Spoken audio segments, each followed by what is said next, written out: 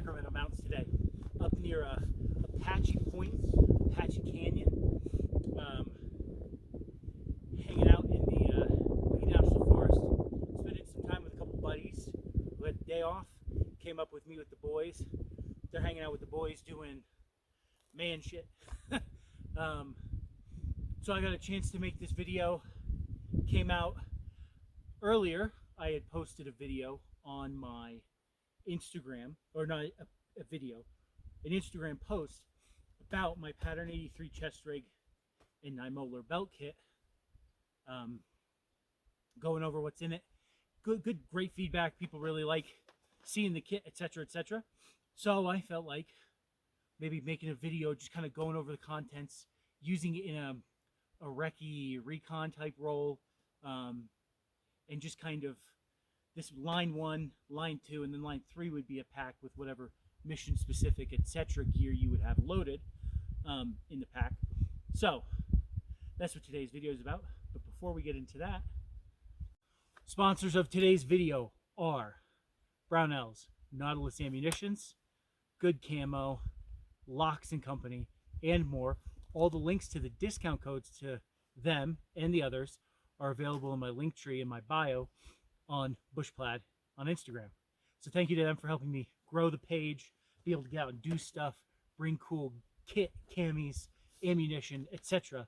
out into beautiful locations like this, be able to make these videos. So thank you to those guys. All right guys, so let's do a quick overview of Pattern 83 chest rig and the Niemoller belt kit. So starting from left to right, I have a small IFAK pouch, compressed gauze, compression bandage, EMT shears, cat tourniquet, ouch pouch, which is like the smallest first aid kit I have, band-aids, Tylenol packets, alcohol, prep pads, moleskin, and a pair of tweezers. So that's all right there. Little IFAK, just enough for like a small boo-boo, you know, a small splinter or something, blister, or a dramatic gunshot wound, or maybe a knife like you cut yourself or something. IFAK right up in here. This one's obviously not tactical. I have a bunch of different headlamps. I have a headlamp and a small mini Bic lighter, and that's right there. So that's light, a light pouch, right? With the red filter on the headlamp. 6 AR mags. There's a slot here that you could use for a flashlight or flare, but there's no way to really secure anything. It's just a slot, so I don't put anything in there, just so I don't get, you know, items falling out. It's like a small survival kit. It's more of, it's just a little, it's a small pouch, a little emergency pouch. It has this small plastic bag with electrical tape, spare electrical tape, you know, a mini Lara bar, beef stock, water purification tablets, things like that, just all wrapped up tight like that right there, with a compass right behind it. Then in the little holster, the built-in holster, I have my Beretta M9 with a loaded mag, with a spare mag there. Cool thing, if you had a 9mm, like a smaller round 9mm suppressor, you could probably fit it in there and have a mag of subsonics to use it as guard elimination, dog elimination, etc. So there, this is line 1. This is like emergency. You know, you'd never really take it off you kind of kit. You always have it on with your rifle, whether you drop your ruck and your belt kit or just your ruck. I consider it almost like a combat survival vest, if that makes sense. I've got an extra, if I lose my rifle, even though I have the mags, I have an extra gun, an extra firearm. I'm carrying a pistol. Oh no, it's not on a quick holster. Well, that's fine. This kind of setup isn't generally used in an urban type environment, so that's not a worry for me, generally speaking. So there's line 1, you know, Pattern 83 chest rig, combat vest, combat chest rig. For me, as a line 1, when I'm using a 3-line kit, it's more of my not even last stitch, just it never leaves my body, right? So there's the chest rig. Then we'll move on into the belt kit. Okay, so starting left to right, I'll pull this closer to me. Starting left to right. Top shoulder pouch. Left shoulder pouch. Notebook. Notebook. Pen that has black, red pen and pencil. Compass. A lensatic compass. Pen is also made out of aluminum, so it's all right to be stored next to a compass. Not that it really matters with all the other metal on my gear, right? So that's the first. Navigation, note-taking, navigation. Then this left front pouch that's on your waist, I have two packages of compressed gauze right there. So 2 packages of compressed gauze, because it'll readily available. Okay, you've got the tourniquet on the chest rig, 2 packages of compressed gauze right there, readily available. Then you go into the left side top pouch, via 17 panel, small Espitsov, water purification tablets, like fire, windproof, waterproof matches, all right on the top there. Signaling, I guess you could call that. Then in this pouch, I have 2 square 1-quart Nalgene's, kind of like the square Australian or South African canteens.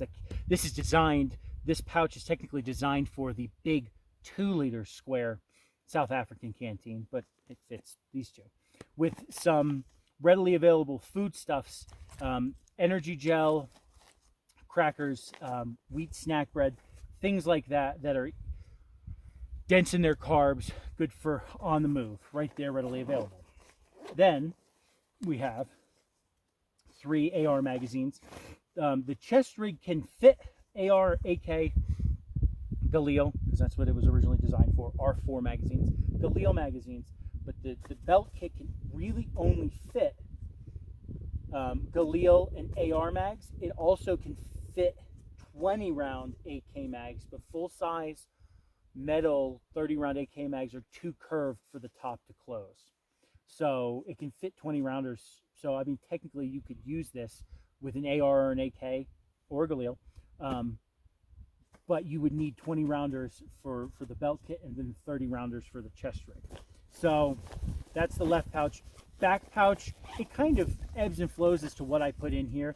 Right now I got like a spare pair of socks, an emergency blanket, paracord, and then more food. So the food on here is probably maybe a day and a half worth. It's not fully loaded. I could put more food in here if I wanted to. More food in here. I have socks. I could put an extra pair of skivvies in here. And depending on the season, right now it's not really a buggy season, so I don't have a mosquito net. But you can see there's a little bit more room, so I could probably fit a pair of synthetic skivvies and my mosquito net in here fine. And hunker down for it's a good shelter, you know, cover and a mosquito net. Then we move over to the right big pouch. You have the same 3 magazine pouches on the side with these, they are silent closures. They're not clips and they're not Velcro, so they just turn. And that's how they were designed, so that they don't make noise. You know, this is South African designed, the recce's, you know, in case you head to E&E and you were, you know, bounding back and firing, and you're in a position where the enemy's following you and you have to change magazine, at least it doesn't have an audible plastic click when you're pulling your new magazine out. So got the 3 right there. Top pouch has small folding scissors, thicker gauge wire, and a Leatherman Surge multi-tool right on the top. With this pouch I have some Ear Pro in there, just so just for shooting with using this. Thinner tripwire, and then pull it out bottom.